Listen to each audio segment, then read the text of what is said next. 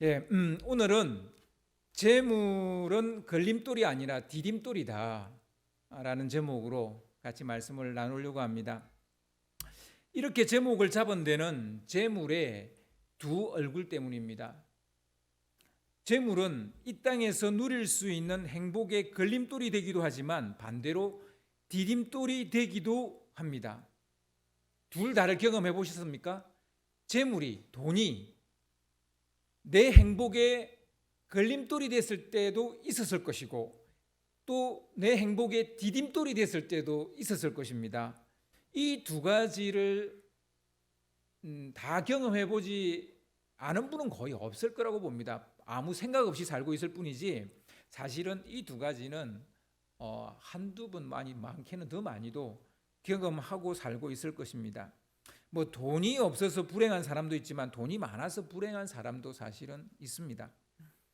뿐만 아니라 재물은 오늘을 살아가는 오늘의 행복뿐만 아니라 구원을 얻는데 걸림돌이 되기도 하고 역으로 재물이 구원을 얻는데 디딤돌이 될 수도 있습니다.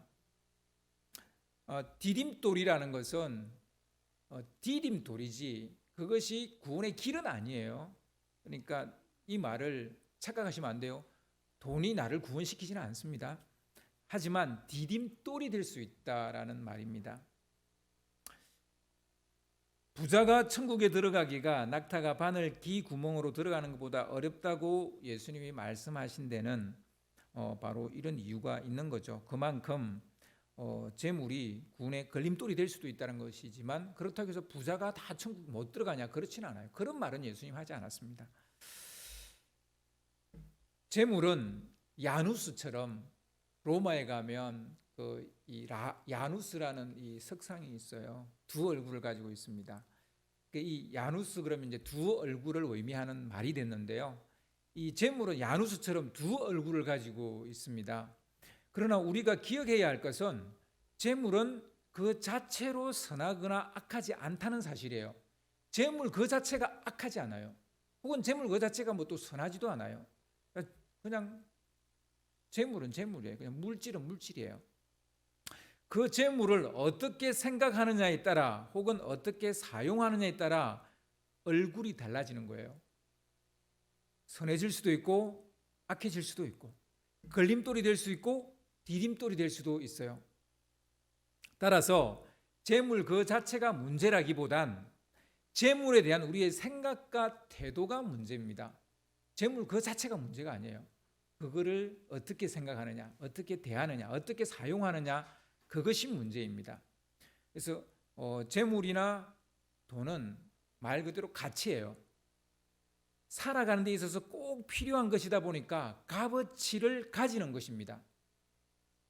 재물, 돈이 가치 없는 게 아니라 가치 있는 것이다라는 얘기입니다.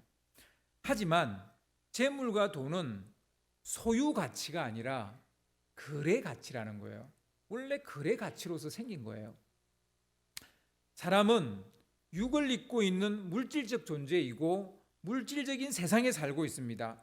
우리에게 영혼이 있지만 동시에 우리는 물질로 구성된 육체를 가지고 있습니다. 따라서 물질 없이 사람은 존재할 수도 생존할 수도 없습니다. 그렇다 보니 사람들은 어떻게든지 물질을 소유하려고 하죠. 물질이 있어야 우리가 생존할 수 있기 때문에 사람은 어떻게든지 이 물질을 소유하려고 합니다. 그 소유를 해야 안정감이 생기는 거죠. 그렇게 물질과 돈은 자연적으로 소유 가치로 자리 잡히게 되었던 거예요. 그러니까 이걸 많이 소유할수록 안정감이 생기다 보니까 이걸 소유 가치로 더 굳혀가기 시작했다라는 것입니다. 분명 거래 가치로 시작했지만 얼마 지나지 않아서 소유 가치로 강하게 자리 잡힌 것이 이 물질 혹은 돈이 돼버린 것이죠. 이것이 문제입니다. 이게 거래 가치로 계속 남아있다면 문제가 될 게 하나도 없는데 이게 소유 가치가 돼버리다 보니까 이게 문제가 되는 거예요. 더 나아가서 소유 가치로 생각하는 이 재물과 돈의 소유가 균형을 잃게 된 거예요. 불균형해진 거예요. 많이 가진 사람은 더 많이 가지고 적게 가진 사람은 더 적게 가지면서 더 심각한 문제가 생기게 된 것입니다. 재물과 돈이 걸림돌이 아니라 디딤돌이 되게 하려면 우리는 성경적 재물관을 이해할 필요가 있고 배울 필요가 있습니다. 특별히 예수님께서 가르치신 재물관에 대해서 이해할 필요가 있습니다. 따라서 오늘은 여러분과 주님께서 말씀하신 재물관에 대해서 같이 나누려고 합니다. 예수님은 재물관에 대해서 이야기하기 전에 먼저 재물에 대한 위선적인 태도에 대해서 다루십니다. 위선적인 태도, 재물에 대한 위선적인 태도. 예수님은 이 땅에 남게 될 제자들에게 불의한 청지기 이야기를 들려주셨죠. 지난주에 제가 설교했죠. 여러분 내용을 다 알고 계실 겁니다. 주인의 재산을 낭비했다는 이유로 잘리게 되죠. 그래서 이 불의한 청지기가 자신이 이제 직업을 잃게 됐으니까 자신의 미래를 어떻게 준비하는지 그 준비에 대한 내용이 불의한 청지기 비유의 내용입니다. 예상과 달리 주님은 이 불의한 청지기의 대처를 칭찬을 하셨습니다. 그죠? 그러면서 이 세대 사람들의 지혜로운 처세를 배우라 이렇게 말씀하셨습니다. 그때 그 가르침을 듣고 있던 제자 외에 다른 부류의 사람들이 있었어요. 제자들에게 가르쳤지만 제자들만 그 자리에 있었던 건 아니란 얘기죠. 바로 바리새인들인데요. 그들은 예수님의 이 가르침을 듣고 비웃었어요. 14절을 보면 바리새파 사람들이 이 모든 말씀을 듣고 예수를 비웃었다 이렇게 기록하고 있습니다. 여러분, 바리새인들이 뭐라고 비웃었을까요? 예수님을 비웃었는데 뭐라고 비웃었을까요? 물론 성경에는 그 내용이 정확하게 나오지 않지만 이렇게 충분히 예상할 수 있습니다. 역시 예수도 재물을 밝히는 세속적인 사람이었어. 그도 별 수 없군. 이런 식으로 비웃었거나 맨날 하나님 나라 하더니 드디어 속물건성을 드러내는구만. 내 그럴 줄 알았다니까. 이렇게 비웃었을 수도 있고. 아니 배울 게 없어서 불의한 사람에게서 저런 약삭빠른 행동거지를 배우라는 거야? 말이 돼? 이렇게 비웃었을 수도 있어요. 아마 모르긴 해도 이 비슷한 말로 비웃었을 것 같아요. 그럼 예수님은 바리새인의 이 비웃음에 어떤 반응을 보였을까요? 곧장 맞받아칩니다. 15절을 보시면 15절을 좀 띄워주시기 바랍니다. 예수께서 이러시되 너희는 사람 앞에서 스스로 옳다 하는 자들이나 너희 마음을 하나님께서 아시나니 사람 중에 높임을 받는 그것은 하나님 앞에 미움을 받는 것이니라. 너희는 사람 앞에서 스스로 옳은 채 하지만 하나님은 너희 마음을 다 아신다는 말로 응수를 하십니다. 상당히 뼈 때리는 말이고 전곡을 찌르는 말이 아닐 수가 없었습니다. 하나님은 바리새인의 무엇을 안다는 말입니까? 내가 너희들을 아는데 이렇게 말해요. 뭘 안다는 거예요? 다시 14절을 보시면 누가복음의 저자인 누가는 바리새인들이 어떤 인간들인지를 알려주는 수식어를 달고 있어요. 그러니까 바리새인 앞에 이런 말을 붙입니다. 돈을 좋아하는 바리새인들. 돈을 좋아하는 바리새인들이라고 말을 해요. 바리새인들은 돈을 밝히고 돈을 좋아하는 사람들이에요. 그러나 그들은 사람 앞에서는 돈은 일만하게 뿌리라고 가르치면서 돈을 좋아하지 않는 척했던 거예요. 그 누가 하나님을 속일 수 있겠습니까? 사람은 이 땅에 사는 날 동안 재물 없이는 살 수 없습니다. 재물을 좋아하지 않을 수 없습니다. 돈을 추구하지 않을 수 없습니다. 돈을 벌지 않을 수 없습니다. 재물을 아예 배제하고 살 수 없습니다. 재물의 중요성과 그 쓸모를 인정하지 않을 수 없습니다. 여러분 완전 재물의 그 용도와 쓸모, 그 가치를 배제하고 살 수 있겠어요? 그래서 주님은 세속 재물에 충실하라 그렇게 가르치신 거예요. 세속 재물에도 충실하라는 거예요. 그런데 바리새인들은 세상 재물에 충실하라는 예수님의 가르침을 듣고 비웃었던 겁니다. 자기들은 재물을 좋아하지 않을 뿐더러 일절 관심도 가지지 않는다고 말하고 가르쳤습니다. 그렇게 말해놓고 돌아서서는 돈을 밝히는 거예요. 이건 구역질 날 정도의 위선이고 외식이죠. 우리 크리스찬들도 돈에 대한 이런 위선적 태도를 가질 수 있습니다. 이중적 태도를 가질 수 있습니다.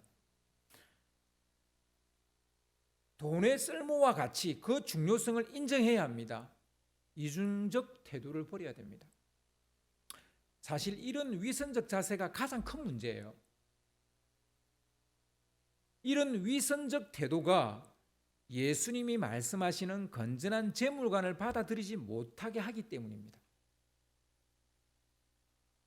우리 그리스도인들은 반드시 신학적 혹은 신앙적 재물관을 알아야 하고 또한 그것을 가져야 합니다. 재물과 돈을 무조건 제약시해서는 안 됩니다. 반대로 성경적 이해도 없이 재물과 돈에 집착해서도 안 됩니다. 재물과 돈이 야누스처럼 두 얼굴을 가질 수 있다는 것을 항상 염두에 두어야 됩니다. 돈에 대한 위선적 시각을 버리고 솔직하게 돈을 대할 때, 돈에 대해서 솔직하게 대할 때, 돈을 솔직하게 대할 때 우리는 성경적 재물관을 배울 수 있는 것입니다. 재물과 돈이 걸림돌이 아니라 디딤돌이 될 수 있는 겁니다.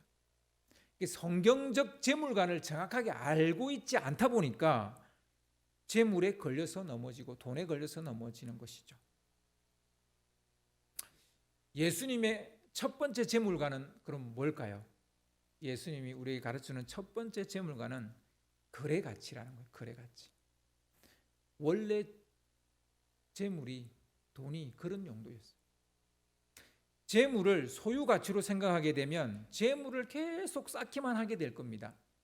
이게 소유로서 그 가치가 생기니까 계속 쌓는 거예요. 집은 한 채만 있으면 되는데 두 채, 세 채, 네 채 막 가지는 거예요. 먹고 살 정도만 있으면 되는데 통장에 수억을 그냥 저장하고 저금하고 있는 거죠. 물론 어떤 목적을 가지고 저축하고 저장하는 건 나쁘지 않습니다. 뭐 집을 구입하기 위해서 혹은 어떤 무슨 계획이 있어서. 근데 그런 걸 제가 말하는 게 아니라 그냥 통장 안에서 썩고 있는데 그냥 저장만 하는 거예요. 그러면 마음이 되게 뭔가 이렇게 안정감이 들니까 그냥 그렇게만 하고 있는 걸 말하는 거죠. 소유가 목적이 되어버린 것입니다. 그렇게 되면 더 이상 사람은 보이지 않고 재물만 보이게 됩니다. 사람보다 재물이 더 중요하게 되어버립니다. 사람이 돈을 움직이는 것이 아니라 그때부터 돈이 사람을 움직입니다. 내가 내 안정감을 위해서 돈을 모았는데 이제 그 돈이 나를 움직이는 거예요. 그 돈의 노예가 되어버리는 것이죠. 이 정도 되면 돈은 이미 우상이 된 것입니다. 반대로 돈과 재물을 거래를 위한 도구로 생각하고 사용하면 그것은 삶에 도움이 되는 하나의 그냥 도구가 된다는 거예요. 불의한 청지기는 재물과 돈을 거래를 위한 도구로 보았던 것입니다. 주님은 불의한 청지기의 이런 재물관을 높이 사셨기 때문에 칭찬을 하신 거예요. 오늘 말씀 13절을 보면 주님께서 불의한 청지기 비유에 대한 결론적인 말씀을 하십니다. 좀 띄워주시기 바랍니다. 집 하인이 두 주인을 섬길 수 없나니 혹 이를 미워하고 저를 사랑하거나 혹 이를 중히 여기고 저를 경히 여길 것임이니라. 너희는 하나님과 재물을 겸하여 섬길 수 없느니라. 그러니까 두 주인을 섬기는 종이 없듯이 하나님과 재물을 동시에 섬길 수 없다는 얘기입니다. 재물이 소유적 가치가 되면 재물은 하나님과 같은 힘을 가지게 되고 우리는 재물의 종이 될 것이 뻔합니다. 여러분, 하나님만큼 이 땅에서 하나님만큼 강한 힘을 가지고 있는 건 돈입니다. 거두절미하고 돈입니다. 다른 것 없나요? 없습니다. 돈입니다. 하나님을 대신할 만한 힘을 가진 것은 돈밖에 없어요. 권력보다 돈이 힘이 셉니다. 권력도 돈에 의해서 움직입니다. 돈입니다. 그래서 돈의 노예가 되고 마는 것입니다. 우리는 주님께 속한 사람입니다. 돈에 속한 사람이 아니에요. 재물과 돈은 주인의 뜻을 이루기 위해 청직이나 종이 사용하는 거래적 가치일 뿐입니다. 우리는 청직이죠. 우리는 하나님의 종입니다. 그래서 우리는 하나님이 이 땅에 주신 모든 것을 사용할 수 있어요. 특별히 우리에게 주신 것은 더 우리가 마음껏 사용할 수 있어요. 그러나 그것이 우리 것은 아닙니다. 하나님의 것이지. 우린 청지기로서 그것을 사용하고 있는 것뿐이죠. 근데 그것을 내 소유라고 생각한다는 거죠. 거래적 가치, 소유적 가치가 아니에요. 우리 보고 쓰라고 거래적 가치로서 준 거예요. 근데 그걸 계속 모으고만 있는 거예요. 소유적 가치로만 모으고 있는 거예요. 여러분, 재물과 돈은 주인의 뜻을 이루기 위해 청직이나 종이 사용하는 거래적 가치일 뿐이다. 굉장히 중요한 말입니다. 종은 주인이 원하는 것을 위해 재물과 돈을 사용하는 것뿐입니다. 종이 주인의 일을 하려면 돈이 필요해요. 돈이 필요하다고 해서 돈이 주인이 될 수는 없는 거죠. 주인의 돈이고 주인의 재물이에요. 내가 그 돈과 재물을 쓴다고 해서 내가 주인이 되는 게 아니라고요. 여전히 난 청직이고 종이라는 거예요. 하나님과 재물의 관계는 명백합니다. 헷갈릴 것도 없어요. 너무나 명백해요. 그럼에도 불구하고 사람들은 재물과 하나님을 구별하지 못하고 겸하여 섬깁니다. 한두 사람이 아니라 많은 사람. 너무나 이 관계가 명백한데 우리는 겸하여 섬긴다고요. 겸하여 섬기게 되는 것은 돈에 대한 착각 때문입니다. 종이 주인의 돈을 사용하다 보면 마치 자기가 주인이라도 된 것처럼 생각하기 쉬워진다는 거예요. 재물과 돈으로 얻고자 하는 것을 사게 되다 보니까 돈을 목적으로 착각해 버린다는 거예요. 돈으로 모든 걸 살 수 있다 보니까 이 돈이 목적이 되어버리는 거예요. 돈만 있으면 다 되니까. 근데 이 돈을 누가 줬냐고요? 하나님이 주셨다고요. 돈을 얻고자 하는 것을 얻기 위한 수단, 교환 수단으로, 거래 가치로 우리는 생각을 해야 됩니다. 그래서 어느 정도 돈을 소유하고 있어야 합니다. 뭐 거래를 하려면 돈이 있어야 거래를 하잖아요. 그래서 이 소유적 가치를 제가 이야기한다고 해서 아무것도 소유하지 말라, 무소유를 제가 이야기하는 게 아니고 거래를 위한 소유는 가지고 있어야 됩니다. 그래 거래가 되니까요. 그러나 소유가 목적이 되어서는 안 된다고요. 거래를 위한 소유여야지. 그러니까 주고 나누고 거래하기 위한 소유여야지. 소유를 위한 소유를 하면 그것은 더 이상 하나님이 우리에게 준 돈의 그 본질적 목적이 아니라는 것이죠. 그럼 얼마나 소유해야 하나요? 이제 거래적 가치로 해서 소유를 해야 되는데 그럼 내가 얼마를 소유해야 하나요? 이렇게 이제 묻고 싶죠. 사람마다 다 다르죠. 그 사람이 하는 일에 따라 다르죠. 뭔가 하는 일이 사업이 크면 그만큼 돌려야 될 돈이 크니까 더 많은 돈을 가지고 있어야 되겠죠. 그리고 내가 뭐 그렇게 큰 뭐 어떤 돈을 돌릴 만한 일을 하지 않는다면 그렇게 큰 돈이 또 필요하지는 않습니다. 그래서 뭐 1억이냐 2억이냐 이렇게 단정 지을 수 없습니다. 액수를. 본인이 그냥 판단해야 돼요. 나는 얼마만큼의 돈을 가지고 있으면 살아가는데 문제가 없는지 본인이 제일 잘 아는 거죠. 그래서 뭐 얼마냐 알 수 없어요. 그 사람이 하는 일에 따라 다를 수밖에 없습니다. 예수님은 돈이 필요 없다고 말씀하지 않았습니다. 돈의 무용론, 무소유를 말하는 것도 아닙니다. 돈은 살아가는데 절대적으로 필요한 것임을 아십니다. 돈의 가치를 아세요. 단지 돈에 대한 이해를 바르게 하지 않으면 착각에 빠지게 된다는 말씀을 하시는 것입니다. 기억합시다. 돈은 가치입니다. 죽었다 깨어나도 돈은 가치예요. 전 돈 필요 없어요라고 말하는 사람, 그 사람 저는 이해할 수 없어요. 적어도 저는 이해할 수 없어요. 하지만 돈 하는 사람도 이해할 수 없어요. 어디까지나 돈은 거래 가치입니다. 내가 얻고자 하는 것을 얻기 위해 사용하는 도구요, 수단일 뿐입니다. 그리스도인에게 무소유는 아무것도 가지지 말라는 말이 아니에요. 돈을 벌고 가지되 그것을 끊임없이 나누라는 거예요. 흘려보내라는 겁니다. 가지고는 있지만 자기 것이 아니라 생각하니까 끊임없이 나누고 흘려보내는 것입니다.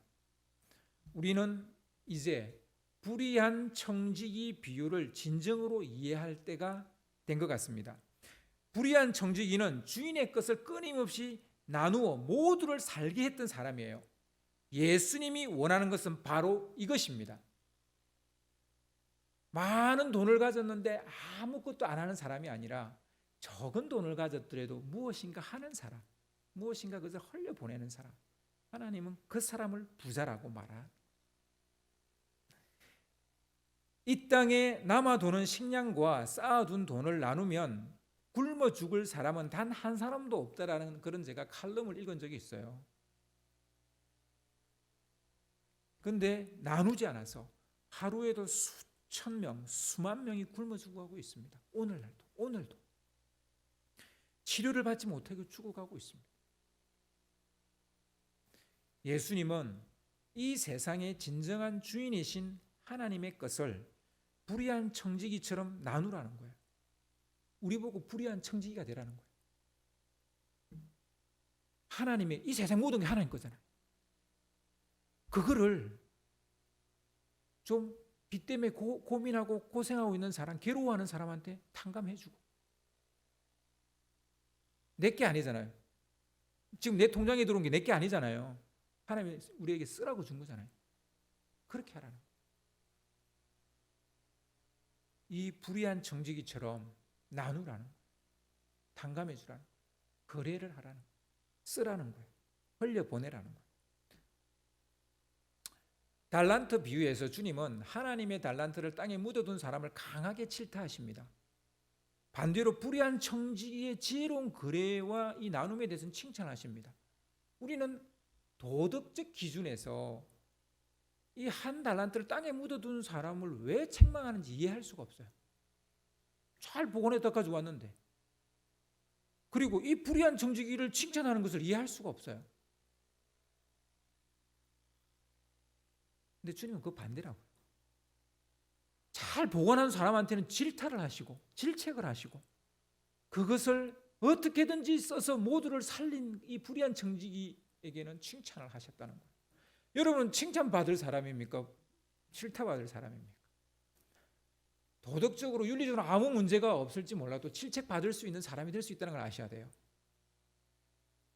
근데 누가 볼 때는 저래도 되나라고 싶지만 그 사람 칭찬받을 수도 있다는 거예요. 작은 것을 나누지 못하는 사람은 절대로 큰 것도 나눌 수 없죠. 이제 작은 것부터 나누는 진정한 청지기의 삶을 살아가기를 바랍니다. 여러분, 청지기의 삶 하면서 왜 내가 그 소유의, 내 소유의 주인이 되어버립니까? 우리는 죽었다 깨어나도 주인 될 수 없어요. 우리는 죽었다 깨어나도 청지기고 종이에요. 두 번째로 돈에 대한 예수님의 생각은 천국을 위한 그림자 역할이라는 거예요. 천국에 대한 그림자 역할. 옛 언약은 율법과 선지자의 말로 구성되어 있죠. 구약이 옛 언약입니다. 구약은 율법과 선지자의 말로 구성되어 있어요. 그럼 신약은 뭐로 구성되어 있습니까? 예수님의 말씀과 그의 구속 사역으로 구성되어 있어요. 그래서 옛 언약도 하나님으로부터 온 것이고 새 언약도 하나님으로부터 온 것입니다. 하지만 둘은 달라요. 분명히 둘 다 하나님께 온 게 맞아요. 그런데 달라요. 바울은 옛 언약 곧 율법을 몽학성생이다 이렇게 표현을 했고요. 새 언약을 주인의 자녀라고 표현을 했어요. 하나님의 자녀가 성장하기 전까지 가르치는 역할을 하는 것이 몽학성생이에요. 하나님 자녀가 성장하기 전까지 그에게 모든 것을 가르치는 것을 몽학성생이라고 그래요. 하지만 하나님의 자녀가 온전히 성장하게 되면 몽학성생도 주인의 아들의 명을 따라야 됩니다. 복음과 율법의 관계는 이와 같이 본체와 그림자의 관계와도 같습니다. 율법은 그림자입니다. 복음은 본체이며 본질입니다. 본체가 나타나기 전까지는 그림자의 역할이 중요합니다. 예수님이 이 땅에 오기 전까지는 율법이 굉장히 중요합니다. 그러나 본체가 나타나면 그림자는 본체를 따라다녀야 됩니다. 본체를 따라다니지 않는 그림자 보신 적 있어요? 제가 동쪽으로 가면 그림자도 동쪽으로 가고 내가 서쪽으로 가면 그림자도 서쪽으로 가요. 그림자는 본체를 따라다니게 돼 있어요. 그래서 구약 말씀은 신약 말씀을 따라가게 돼 있어요. 그 신약으로 구약을 해석하지 않는 해석은 다 거짓말입니다.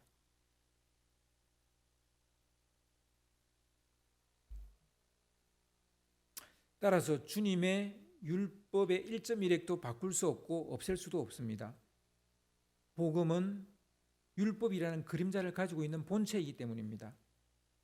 여러분, 본체가 진정으로 본체가 되려면 그림자를 가지고 있어야 돼요. 그림자가 없는 것은 뭡니까? 유령이에요. 복음은 유령이 아니에요. 실체입니다. 그래서 복음은 항상 율법이라는 그림자를 가지고 다녀요. 그래서 율법은 1.1획도 없앨 수가 없어요. 없애버리는 순간 본체가 아닌 거예요. 이해되십니까? 율법과 선지자의 예언은 분명히 가치가 있습니다. 하지만 그것이 그렇다고 구원의 길은 아니에요. 구원의 길은 복음으로 열립니다. 율법과 선지자의 예언은 우리의 죄를 드러내는 일만 할 뿐이에요.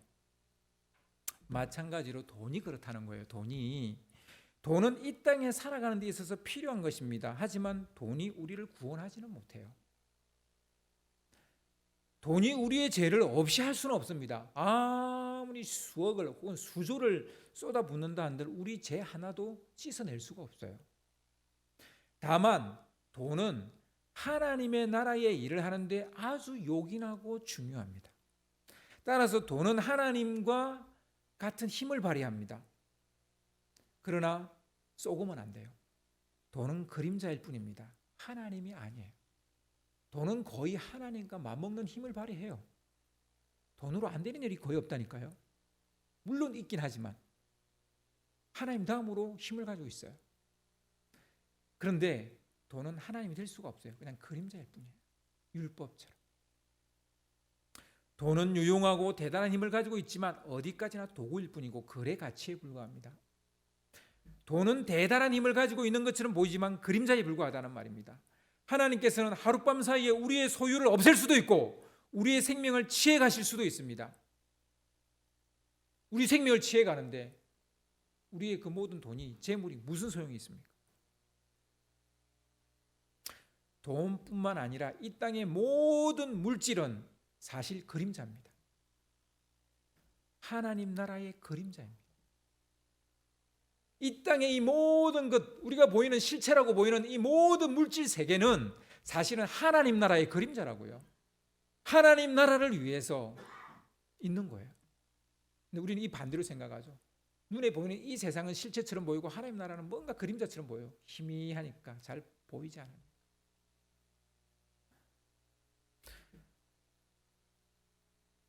돈이나 재물은 실체인 하나님 나라가 이루어지도록 하는데 사용되어지는 도구입니다. 하나님 나라가 이루어지는데 돈은 반드시 필요하다는 얘기예요. 하나님 나라가 오기 전까지 그 역할을 하는 몽학성생이고 그림자입니다. 돈은 그런 거예요. 돈에 대한 예수님의 세 번째 생각은 돈을 사랑하는 것은 영적 간음이라는 거예요. 오늘 말씀의 앞뒤 문맥은 재물과 부에 대한 말씀이에요. 앞에는 불의한 청지기 이야기가 나오고 그리고 뒤에는 부자와 거지 나사로 이야기가 나와요. 바로 이 말씀 사이에 율법과 복음에 관한 말씀이 나오고 그 다음으로 간음에 관한 말씀이 짧게 나옵니다. 생뚱맞죠? 여기에서 갑자기 간음에 관한 말씀이 나온다는 것이 이상하기 짝이 없잖아요. 갑자기 그것도 뭐 간음에 대한 많은 이야기도 아니고 딱 한 절만 딸랑 나와요. 여기서 왜 나왔을까요?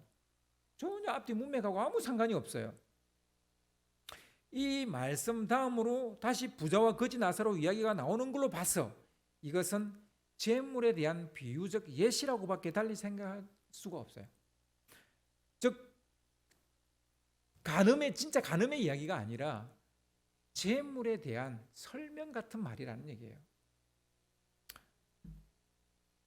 간음은 뭡니까? 간음은 선택의 파기고 순결의 파기가 간음이에요. 맞나요? 자기가 선택한 배우자를 버리는 것이 간음입니다. 다른 사람이 선택한 배우를 내가 선택하면 그것이 간음입니다. 오늘 그 한 절 말씀을 요약하면 바로 이 말이에요. 돈을 사랑하는 것은 이와 같이 영적인 간음이라는 거예요. 우리는 하나님을 선택했습니다. 그런데 돈을 하나님의 자리에 둔다면 그것은 영적 간음이라는 거예요. 하나님보다 돈을 더 사랑하게 되면 그것이 영적 간음이라는 거예요. 여러분, 우리의 신랑은 예수님입니다. 그죠? 근데 우리의 신랑이 돈이 돼버리면 안 되는 거예요. 근데 돈 때문에 자기 신랑과 이혼하는 사람이 있죠. 돈 때문에. 얼마나 웃겨요. 순결은 자기가 선택한 사람과의 관계를 끝까지 지키는 것이 순결이에요. 자기가 선택한 사람, 내 배우자로 선택한 사람과 끝까지 그 관계를 지켜나가는 것이 순결이에요. 결혼 전에 그 어떤 성행위를 하지 않는 것, 그것도 순결이지만 더 큰 의미의 순결은 내가 선택한 사람과 끝까지 그 관계를 지켜나가는 것, 그것이 순결입니다. 돈을 끝까지 거래 가치로 여기고 하나님만을 나의 소유적 가치로 여긴다면 그것이 바로 순결이에요. 그것이 순결이에요. 돈이 하나님의 자리에 서지 못하도록 하는 것이 순결이에요. 우리는 하나님을 믿기로 선택했습니다. 그리고 그 신앙을 끝까지 지켜야 합니다. 도중에 하나님보다 돈을 더 신뢰하고 사랑한다면 그것은 바로 영적 간음인 것입니다. 돈과 재물은 자기 배우자 외에 다른 남녀에게 눈을 돌리는 것만큼이나 우리 눈을 하나님께로부터 돌리게 하는 매력을 가지고 있어요. 요즘은 걸핏하면 바람나서 이혼을 하죠. 눈을 딴 데 돌리죠. 돈과 재물도 그 정도의 위력이 있어요.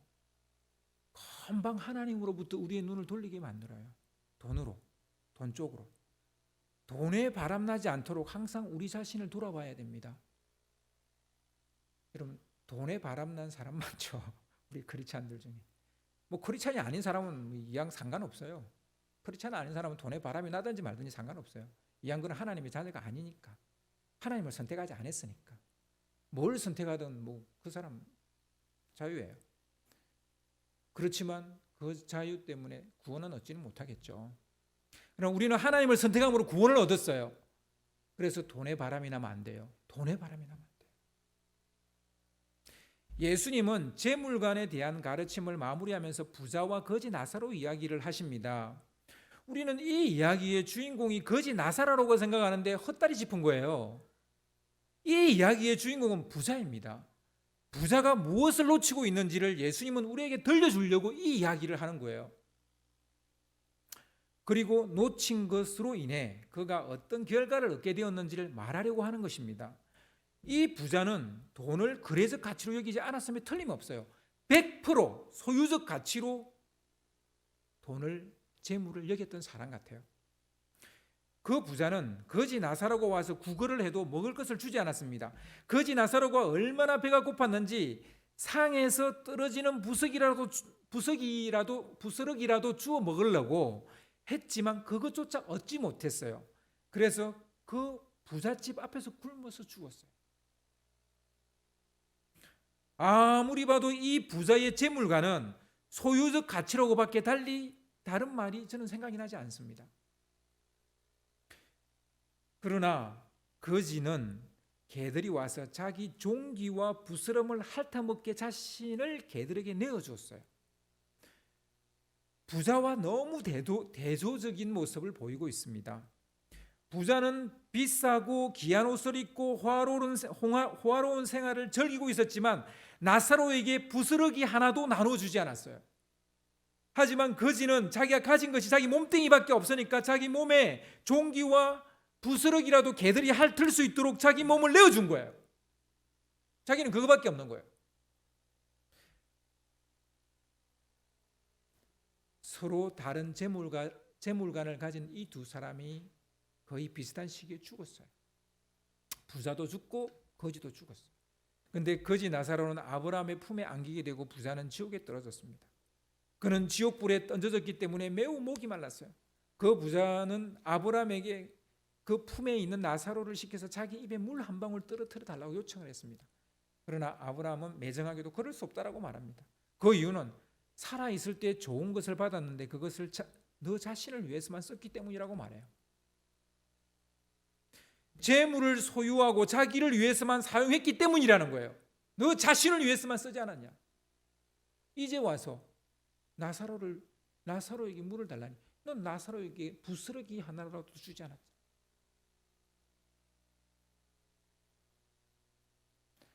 거절을 당한 부자는 다른 부탁을 하나 더 요구합니다. 지옥불이 너무 괴로우니까 나사로를 내 집으로 보내서 내 형제들이 있는데 그들이 이런 참상을 알게 되어져서 이곳에 오지 않도록 말해달라는 거예요. 뒤늦게 이제 이런 깨달음이 있었던 거죠. 그러나 아브라함은 이 또한 거절했습니다. 이유는 모세와 선지자들의 말을 듣지 않은 사람이 죽은 나사로가 돌아가서 말한다고 한들 듣겠냐? 안 들을 거다. 이렇게 말합니다. 기본적으로 재물관이 바뀌지 않는다면 아무리 죽었던 사람이 살아나서 무슨 말을 해도 듣지 않을 것이라는 것이 예수님의 생각이에요. 예수님의 생각이에요. 제 생각 아닙니다. 예수님의 생각이에요. 살았을 때 재물관이 바르지 않은 사람은 뭐 죽은 사람이 돌아와서 내 재물관에 대해서 가르쳐도 안 들을 거라는 거예요. 구원에 대해서 이야기해도 안 들을 거라는 거예요.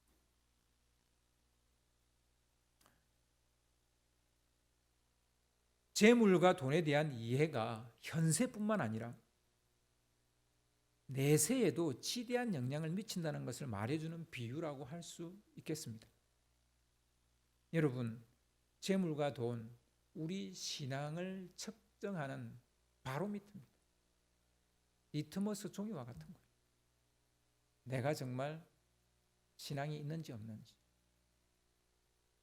우리는 이미 재물과 돈을 소유 가치로 여기는 사고방식이 만연한 세상에 살고 있습니다. 왼쪽을 봐도 소유 가치, 오른쪽으로 봐도 소유 가치. 그러니까 나도 모르게 뉴스를 듣다 보니까 나도 소유 가치, 소유 가치가 최고인 줄 알고 나도 그렇게 생각하고 살아가는 거예요. 그렇게 그냥 등 떠밀려서 그냥 그런 세상에 그냥 흘러가고 있는 거예요. 돈을 소유 가치가 아니라 거래 가치로만 여기며 산다는 것은 굉장히 어렵고 불편하고 힘든 그런 세상입니다. 우리가 사는 세상은 더 이상 그런 거래 가치로 생각하는 그런 세상이 아니에요. 세상이 이렇다 보니 우리 주위에는 여전히 부스러기조차 얻지 못하는 거지 나사로가 수두룩합니다. 깔려 있습니다. 깔려 있어요.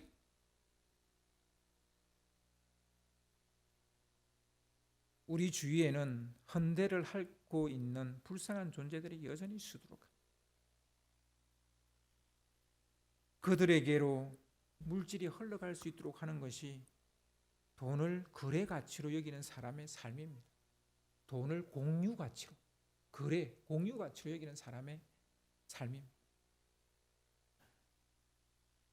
돈은 소유하거나 쌓기 위해서 있는 것이 아닙니다.